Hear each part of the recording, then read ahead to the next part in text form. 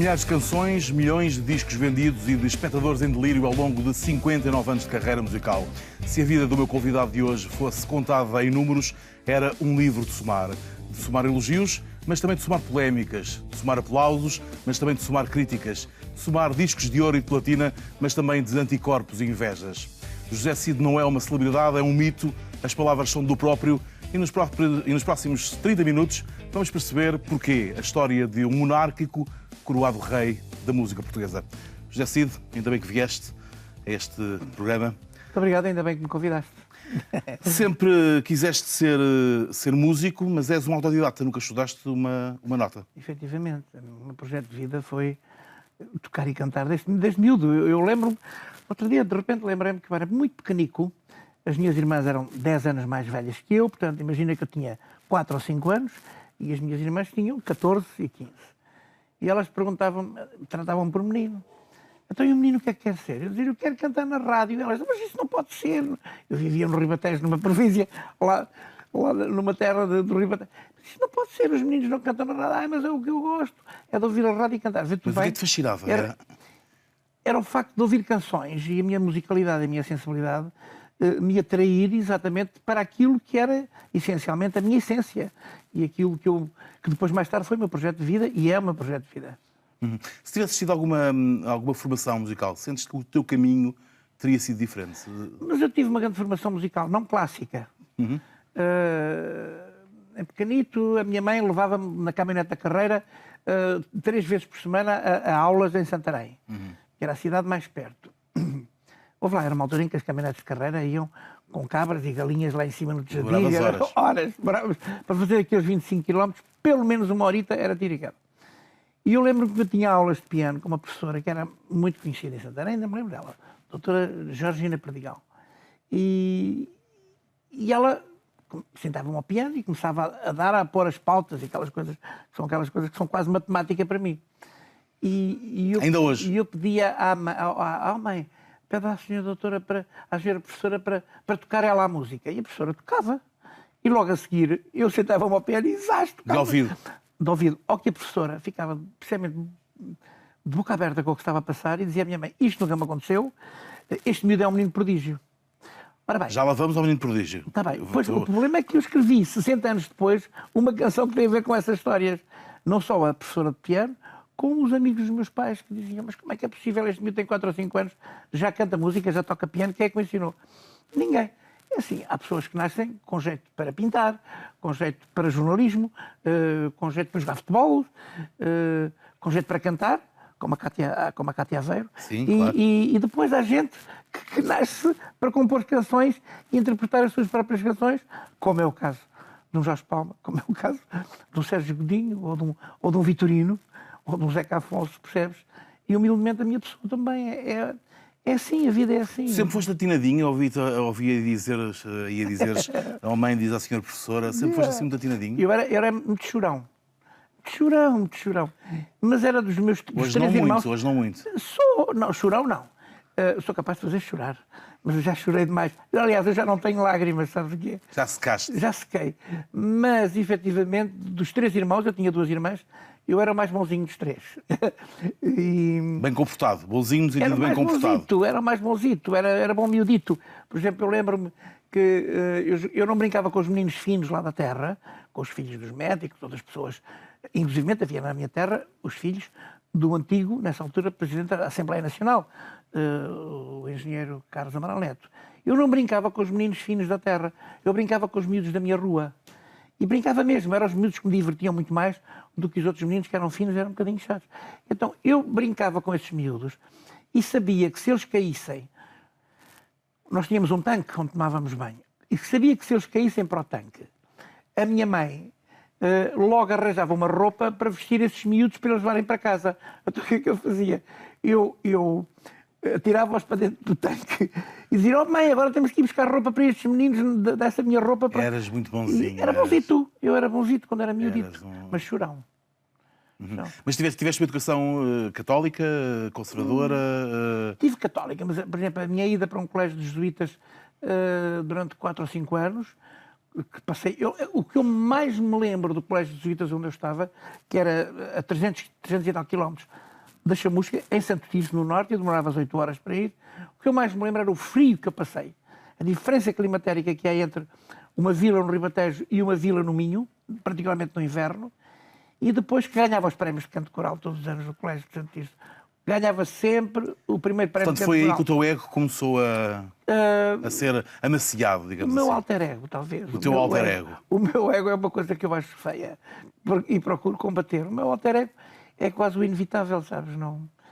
Deixa fluir. Não há artista sem um alter ego. Não, deixa fluir, deixa andar, logo se vê. Mas deixa-me voltar aí ao Colégio dos Diz-me lá. Jesuítas, onde eu sei que tu tiveste um colega Célebre? particularmente conhecido. Ui, de que maneira. Que é quase como tu, não é uma celebridade, é um mito. É. Queres dizer aos nossos espectadores? Era o Jorge Pinto da Costa. Ele estava nessa altura um ano adiantado, porque ele é um pouco mais velho que eu. Ele parece, aliás, muito mais velho que eu nesta altura do campeonato. Mas nessa altura ele era 1 ou 2 anos mais velho que eu. Eu vou fazer 73, ele tinha, pá, 2 anitos ou 3 mais que eu. Eram de caixinhas. E passava o dia a fazer queixa de nós aos seus padres. E pronto, era um menino bonito dos seus padres, como deves imaginar, que aquilo era uma espécie de Gestapo que havia naquela altura ali. Mas, de resto, depois cruzei-me com ele várias vezes. Muito competitivo já na altura? Não, eu era mais desportivo que ele. Eu sou professor de ginástica, praticamente. Ele era um bocadinho um menino de pãozinho de leite. Eu era mais miúdo que jogava futebol e que jogava às escondidas e que andava com os outros na brincadeira e que corria imenso. Era muito rápido. Aliás, mais tarde fui quase um corredor de 100 metros. Percebes? Agora tem que ser um corredor de maratona. E ele próprio, ele sim, é um maratonista. Ele? E ele Pinto da Costa. Ele é capaz de ser, mas com as tramazonadas que ele já teve de coração, não deve ir muito longe. Pelo menos é capaz de passar o quarteirão, o primeiro quarteirão Muito lá bem. Zé, falaste há um bocadinho do menino prodígio, que é justamente... Não leves a mal interromper. Tão bem, Não levo nada. neste caso, o treinador do Benfica, agora que o Benfica tem menos que fazer, porque já saiu da Europa, saiu das taças todas, para lá, é a altura dele começar a aprender português.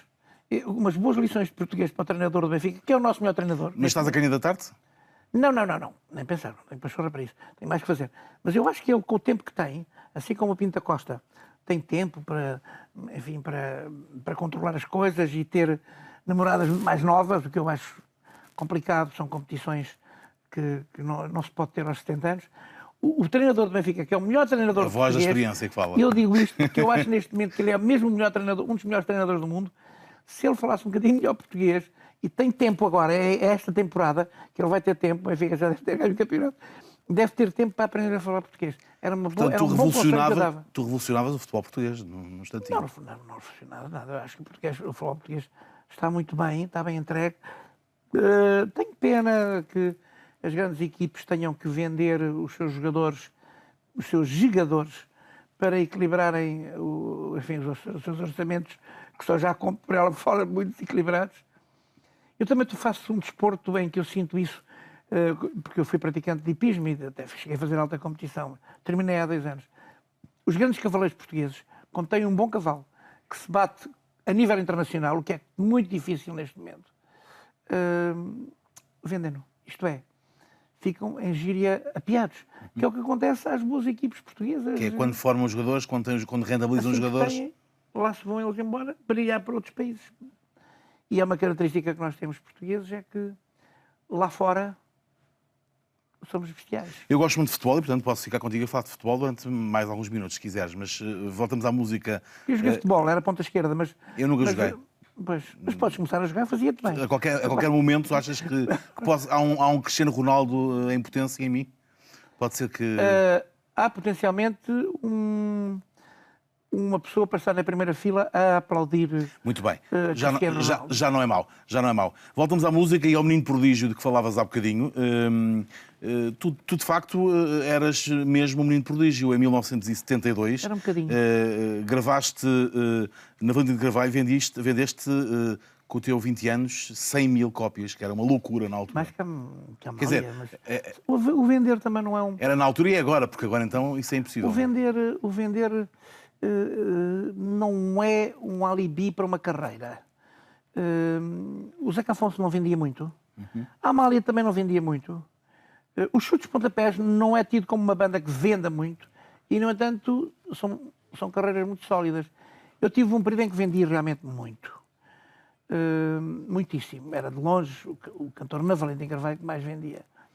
O que me valeu alguma animosidade de algumas pessoas que estavam habituadas a controlar. Mas eu também nunca quis controlar nada, eu só quis fazer aquilo que gostava. Vendia porque sim, eu costumo na brincadeira dizer que vender não é um alibi para uma carreira, porque o detergente também vende, percebes? O detergente vende imenso e não deixa de ser detergente. Vai poluir os ribeiros, vai poluir os rios, vai poluir a atmosfera, mas vende, porque é preciso.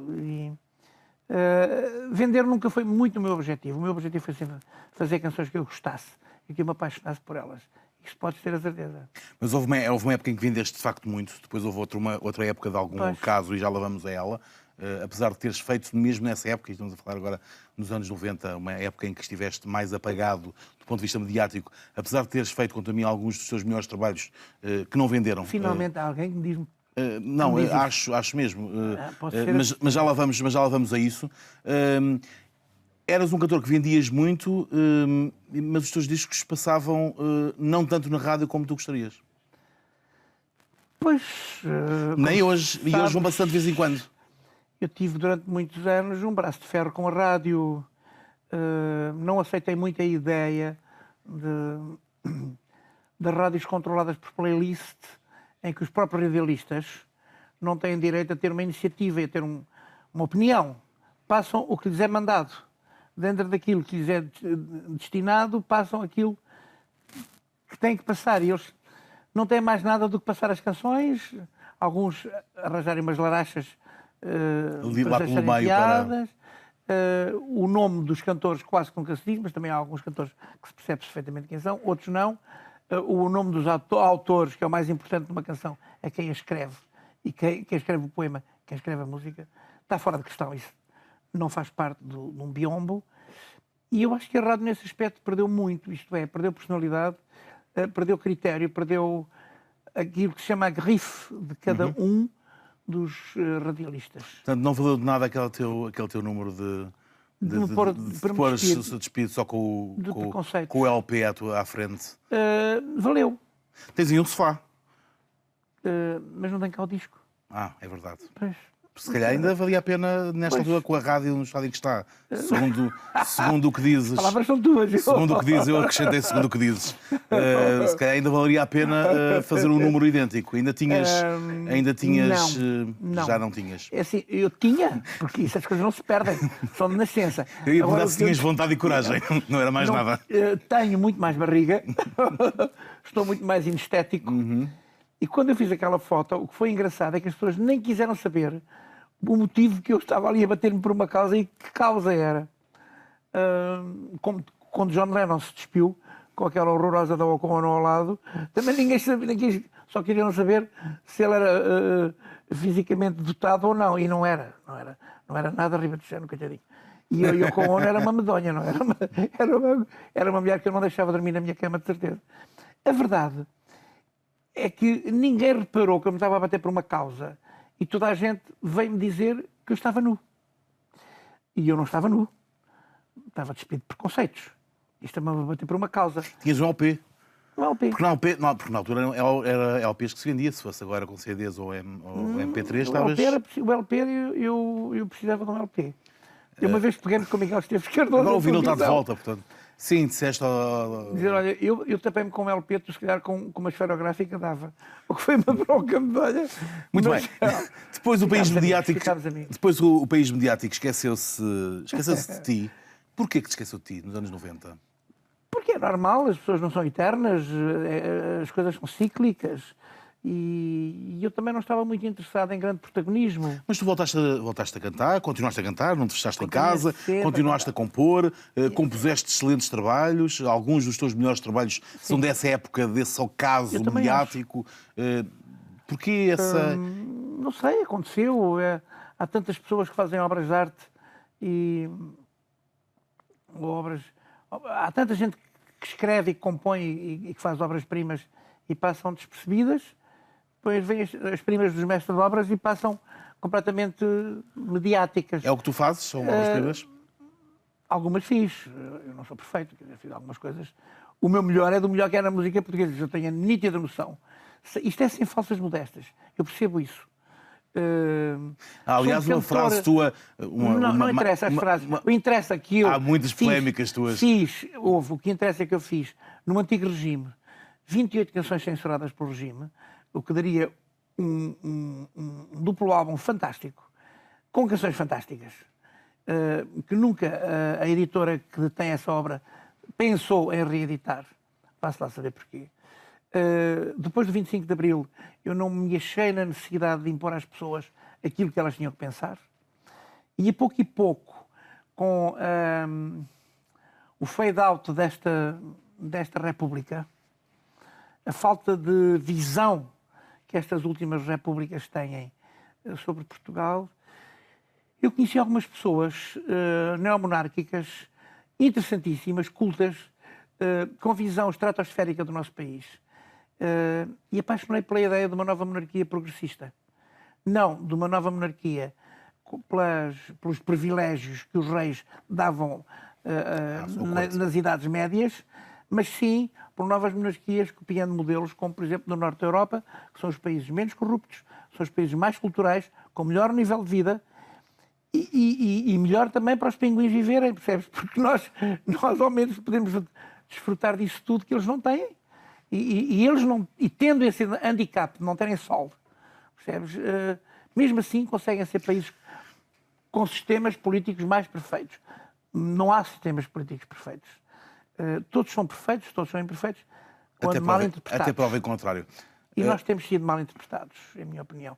E eu conheço essa pessoa extraordinária que se chama Dom Eduardo de Bragança, que é um homem culto, é um homem interessante. Dizem-me, mas ele... Sim, está bem, tem uma certa falta de coragem, mas se fosse rei e se soubesse gerir para algumas pessoas que estão à volta dele, particularmente pelo filho dele, já é um rapaz de 19, 20 anos, interessantíssimo, que escreve, muito bem acompanhado pela sua mulher, eu acho que ele daria um rei, no mínimo, 95% melhor que qualquer rei que nós tivemos até hoje. No dia em que o rei fez anos, houve arraial e foguetes no ar, o vinho correu à farta e a fanfarra não parou de tocar. Ainda acreditas, aos 72 anos, que a fanfarra pode tocar? Olha, sei lá, pode sempre. Olha a fanfarra grega agora. Uma fanfarra, não é? E que fanfarra? Tomem lá uma batata quente, senhores, os donos do mundo. Tomem lá uma batata quente agora para as vossas mãos. Como é que vocês vão resolver? O que eu achei piada nisto tudo é que a direita grega, com a qual eu não devo poder pactuar, se for lepenista ou qualquer coisa, a mim não me interessa nada, porque nós, monárquicos progressistas, gostamos daquilo que é nacionalista e que protege o povo, mas verdadeiramente o povo, sem usar a palavra povo indiscriminadamente de qualquer maneira. É mesmo. Se eu fizesse um partido, ou se eu estivesse à frente de um partido, eu nunca faria um partido que estivesse a ter a ver com a esquerda ou com a direita. Teria que ser um partido que estivesse por cima, para teorizar e para imaginar, e depois por baixo, para proteger. Porque é tão triste ver as pessoas tão desprotegidas neste país e tão indefesas e não acreditarem naquilo que ouvem, percebes? E desmoralizadas. Num país que é o melhor país do mundo. Nós somos o melhor país do mundo. Muito bem, deixa-me voltar à República da Música. Tu és um dos melhores apresentadores do mundo. Deixa-me... Digo-te eu, como alguns colegas teus, não te esqueças do que ia dizer, como alguns colegas teus, que são pessoas interessantíssimas, que estão por trás de um ecrã, por trás de um microfone a apresentar ou a falar, são pessoas do melhor que há no mundo. Percebes? Eu digo isto porque a minha mulher é jornalista, durante muitos anos na Austrália foi jornalista de topo, e diz, Portugal tem realmente jornalistas e radialistas e apresentadores de televisão, alguns deles brutais, com imensa capacidade e ao melhor nível mundial. É pena as pessoas não serem aproveitadas e muitas vezes serem subestimadas. Muito bem, vamos aproveitar os 10 minutos que temos pela frente para falarmos. É verdade, isto é limitado. Então a partir de agora ainda bem que partiste, não é? Ainda bem que partiste. Tal como desapareceste mediaticamente, de repente veio o Maxime, vieram os concertos do Campo Pequeno, eu estive em ambos. Eu e o Max Sargent, de resto chamaste o Max Sargent no Maxime para cantar um bocadinho contigo. E de repente houve qual Fênix renascida, o Cid renasceu das cinzas também.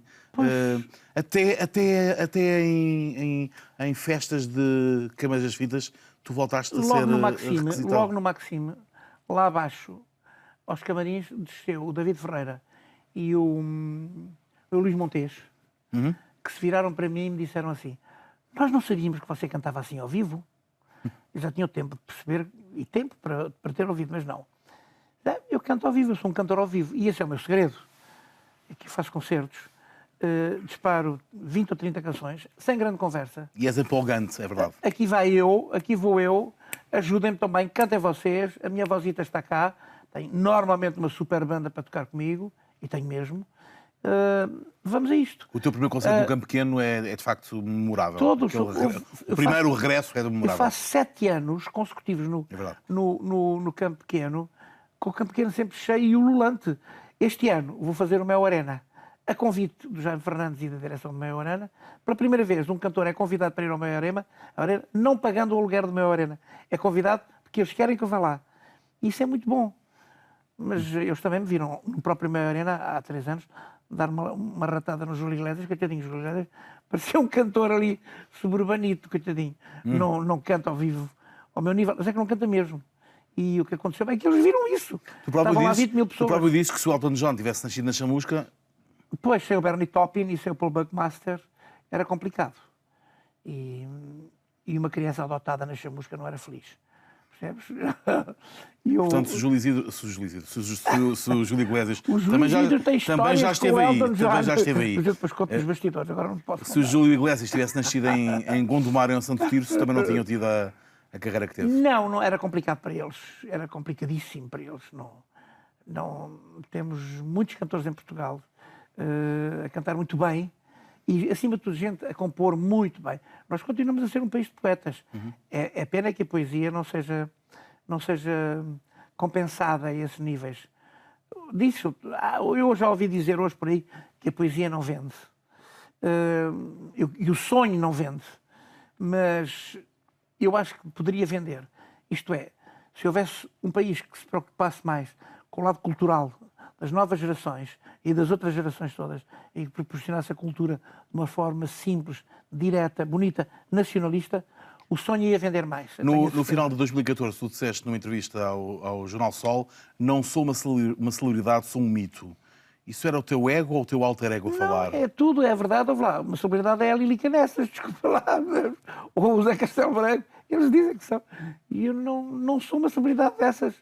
Fiquei uma pessoa que enche 7 campos pequenos consecutivos, com 70 anos. É um exemplo a nível mundial único. Que grava o meu próximo álbum, Menino Prodígio, não percam. É um álbum... É para já, não é? Brutal, já. É um álbum brutal. Aos 70 anos não se canta assim, não se escreve poesia assim, não se toca assim.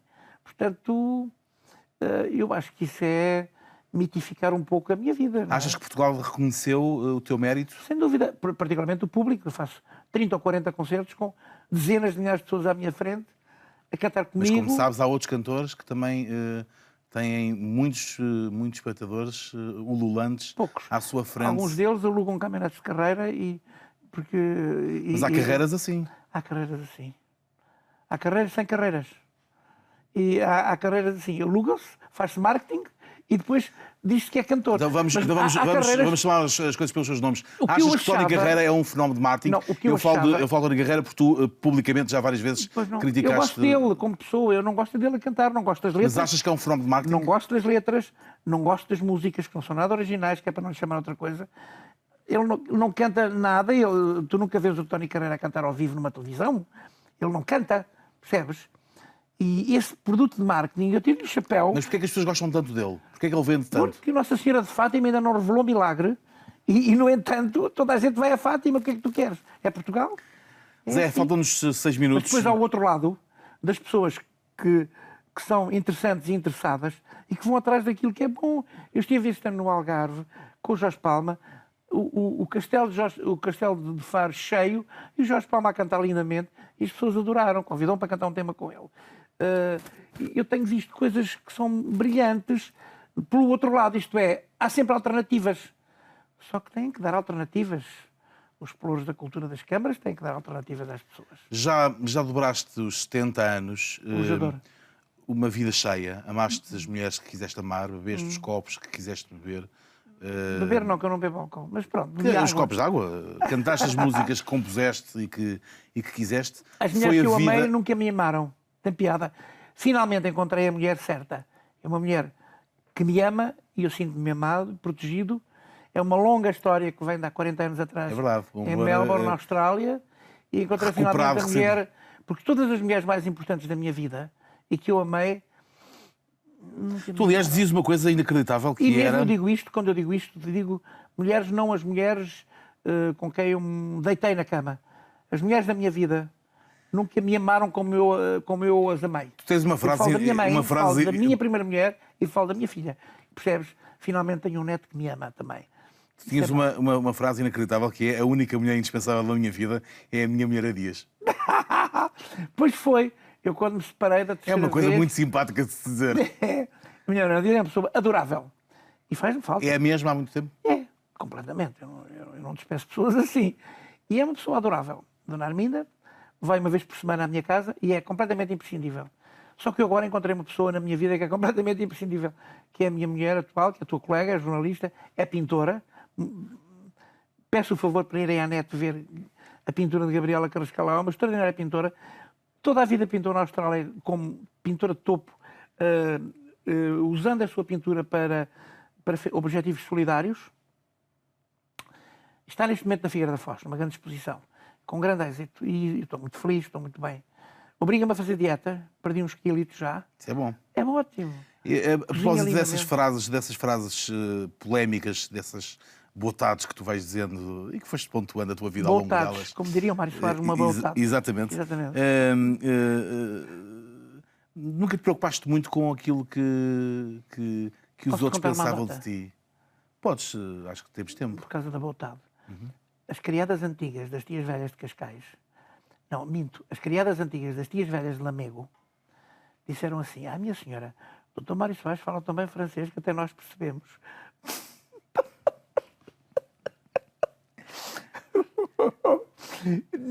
Diz-me lá, o que é que tu ias a dizer? Perguntei-te se nunca te preocupaste muito com a imagem que as pessoas têm de ti. Eu tenho ótima imagem. A minha imagem é a verdade, não é crua. Eu sou assim. Sou assim aqui e sou assim no palco. Estás a ver? Não. A minha imagem é esta. Eu sou genuíno, sou verdadeiro. E quando eu contesto, não estou a contestar, estou a constatar. Estás a ver? E quando contesto e quando não estou de acordo, indico uma saída. Percebes? Eu não digo mal por dizer, ou não digo assim por dizer. Eu tento dar a minha saída e dar a minha ideia do que é que seriam as coisas se não fossem assim como eu não gosto. Percebes? Portanto, eu sou assim. E é por isso que as novas gerações gostam muito de mim, sabes? Eu sinto isso. As novas gerações têm grande apreço por ter sido. Daí, como tu dizes, eu vou cantar às latadas, às sessões académicas, às queimas das fitas, ando por aí, percebes? Com o maior dos êxitos. Achas mesmo que terias sido um bom Ministro da Cultura? Eu tenho muito mais perfil que estes todos que não têm lá feito nada, aliás. Estes não têm feito nada, portanto... estás a ver? Eu acho que a ideia era dar uma chance a alguém que fosse culto. O Carlos do Carmo será um belíssimo Ministro da Cultura. Por exemplo, o Manuel Alegre no Partido Socialista. Porque não? Eles sabem o que é preciso para dar uma volta ao país acultural. Daí depois a invasão da tal música que nós já aí falámos, que as pessoas pensam que aquilo é música, mas não é. Para além de não ser original. Acho que sim, que dava um belíssimo Ministro da Cultura. Daria Eu gostava de pertencer a um partido que não fosse uma pessoa a mandar. E que fossem 12 pessoas, tipo como uma tábua redonda. Estás a ver? Um monárquico, isso é um discurso muito progressista, de facto. Mas eu sou um monárquico progressista. Eu não... Por exemplo, isso não é progressista, é um monárquico muito progressista. Eu sou representante de vários títulos e nunca os disse a ninguém, nem estou interessado. Mas queres recuperá-los? Não quero, já estou recuperado, sou eu. É o meu nome. E não estou interessado em atirá-los à cara das pessoas. Eu acho que as pessoas, quando são, naturalmente, estás a ver? E o que é que acontece? Eu seria uma das 12 pessoas numa tábua redonda que não decidisse por uma única cabeça, mas que decidisse por unanimidade, dentro dessa tábua redonda, houvesse ou não acordo entre todos. Eu acho que esta coisa de só uma pessoa a mandar num partido e um partido único com uma pessoa à frente é quase um novo sistema ditatorial e eu não vou muito por aí. Há uma ditadura à qual não podemos fugir, que é do tempo. Pois é, José Cid, gostei muito de ter aqui. Eu posso dar uma frase? Podes. O tempo resolve tudo, menos o tempo a passar. É uma verdade. É mesmo. Ainda bem que vieste. É minha essa frase.